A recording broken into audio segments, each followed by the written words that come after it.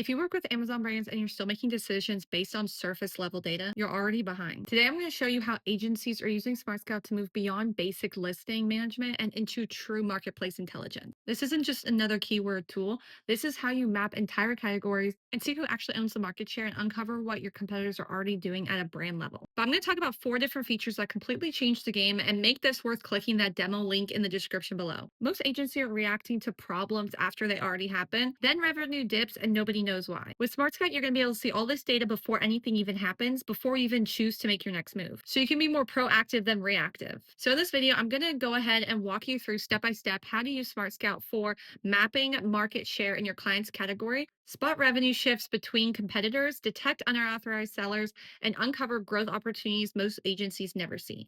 If you want to stop operating at listing level and start operating it more as a market level, this is the software you're going to need to understand. So let's go ahead and get into it. First, we want to map market share in our client's category. So our strategy here is to start with the category, not the product itself. So the main point of this step is context and positioning. You're going to be answering one foundational question, which is where does this brand actually stand in the market? Most sellers are going to zoom in on their products. Smart agencies zoom out into the entire category. So from here, you're going to go over to the market data and you're going to go down to scope. Verse where it says brand, we're going to do subcategory and we're going to go ahead and put in, just for instance, baby monitor. And then you can choose which one this is. Let's say it's going to be audio. And this is going to go ahead and open up the full category view. So you can do this by 1 year, 6 month, 2 year, custom, weekly, monthly, whatever you want to do here. But we're just going to go ahead and do overall. So this right here is where we're going to stop guessing and we're going to see the total revenue pool. And now you know how big the opportunity actually is, that this says it's over 7 million within the last year. Then we want to identify the top 10 brands by revenue, not BSR. So we're going to go over to the market share and scroll down. As ranking fluctuates, revenue actually shows that dominance. So you're identifying who truly owns this space. So which here we can see it's going to be VTEX, who owns 73%, almost 74% of this audio baby monitor market share. Then we want to go ahead and look at the 1P versus 3P distribution. So this is going to tell you the competitive structure. So to do this, we're going to go to the main menu, you go to brands. So you're going to go into filter and you're going to just type in baby monitor here, and then you're going to hit apply. And then we want to look at the dominant sellers, because this is where we're going to know, is this 1P versus 3P? And so this is going to tell you the competitive structure. Are you competing against Amazon retail dominance or fragmented third-party sellers? That's going to change the strategy completely. So here you can see it's Amazon, third party, Amazon, third party, third party, third party, third party, third party. Pretty much we're working with third party sellers. Then what you're going to do is go back over to scope and you're going to go ahead and compare your client's share to the total category revenue. So you're going to find out, are they a leader? Are they a mid player? Or are they barely visible? Maybe they're on this page 11, not really making any money. And this is going to instantly reframe that strategy from guessing to positioning. The core purpose of this is going to be you're establishing market position before tactical decisions. Because without this step, you don't know if growth should come from conquesting competitors. You don't know if the category is saturated or fragmented. You don't know whether to defend or expand. So this step is going to transform that strategy from reacting, listing tweaks to market level positioning. It is pretty much going to be the foundation that everything else is going to be built on. Then we're going to go ahead and go to feature number 2. This is going to be where we spot the revenue shifts between competitors. The main point of this step is going to be momentum and early threat detection. So you're answering a different but critical question: who is about to take market share next? So the size is telling you who's winning today. Momentum is going to tell you who will win tomorrow. So inside this category view, we're going to sort by the revenue growth. So here you can toggle on the monthly, or you can go ahead and just filter the 1 month growth or the 12% growth feature and hit apply. And then here you can click into a fast growing brand. So instead of sorting by total revenue, you want to surface those brands that are accelerating fast. The growth rate reveals pressure building in those categories. From there, you're going to identify those brands gaining market share month after month. This is going to show that consistent traction, not random spikes. You're spotting patterns, not that noise. So if you go back into the scope feature, you're going to compare the price alongside the revenue spikes. So you can go into the brand, each of the brands themselves, each into the product, and see the price along with the revenue spikes. So if the revenue jumps while the price drops, it may be an aggressive discounting, versus if a revenue rises without that price drop, you know that's a strong demand and positioning power. You can also check their listing count growth to see expansion strategy. So usually more listing often means the catalog expansion. So if a competitor is adding SKUs and growing revenue, they are scaling intentionally. The core purpose of this is going to be you're identifying future competitive threats before they become dominant. Without this step, you only react once a competitor is already entrenched. You miss early signs of aggressive expansion expansion, and you can't counter position strategically. This step shifts you from reacting to current leaders to anticipating the rising ones. And that is one real competitive edge. This explains that the biggest threat is not the biggest brand, it's the fastest growing one. So SmartScout makes that visible in seconds. So the third feature is going to be detect unauthorized sellers. So the main point of this step is going to be the margin protection and brand control. So you are answering a high impact question here, which is revenue leaking because of seller chaos? Most brands notice this problem after the pricing is collapsed. Smart agencies see that warning signs before it's even going to happen. So what we're going to want to do is go into the specific brand and say we're going to Nike. You're going to go ahead and open this up and go to the products. And then what you can do is actually you're going to see the number of sellers per ASIN. So you're going to scroll over, you can see FBA sellers and then all sellers. So let's say we're going to go ahead and click into this product right here. And then we're going to look at the buy box ownership data. So essentially what we're going to break down here is we're going to pull the brand seller breakdown. You're going to get a full view of how many sellers are attached to the brand and how they're distributed.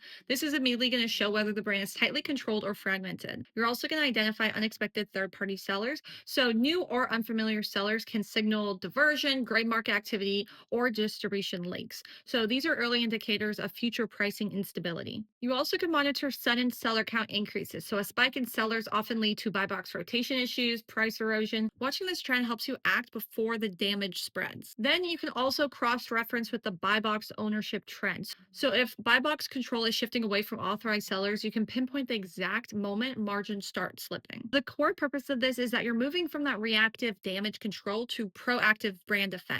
So without this step, you find out about problems when revenue drops, you scramble after pricing wars begin, and then you lose control of positioning and brand perception. With this step, you can protect pricing integrity, stabilize buy box ownership, and maintain a long-term profitability. This is not just research, this is revenue insurance. Then the last feature we're going to uncover is the hidden growth opportunities.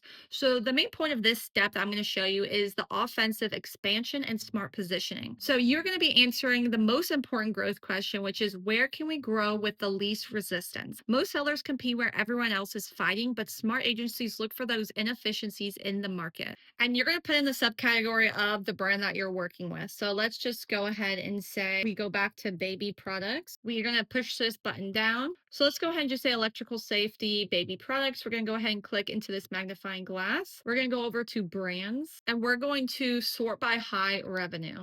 Then we're going to open up keyword or search term view. We sort by high revenue and then we're going to look for fragmented brand shares. The sort category by high revenue versus the low brand dominance. This is going to reveal those areas where demand is strong, but there's no single brand controlling the space, and that imbalance creates the opportunity. So for this subcategory right here, if we go over to scope, we're going to see that in the last year, this brand did over almost $15 million in total revenue. And if we go over to the market share, we see that the top brand owns 22% of the market share. So if you were looking at this and say you found a niche, a subcategory that was within your brand's category, and you say it was only 8%, that would be that fragmentation that we're looking for and that opportunity of launching a product in this specific niche. Then from here, we're going to go into the keywords and search terms. And what we want to sort by is the search volume. So we're going to go from low to high. And what you're going to do from this is you're going to cross-reference it with low brand dominance. So breaking that down is that we're identifying those keywords with strong volume but fragmented competition. High search volume plus scattered competitors means that visibility can be won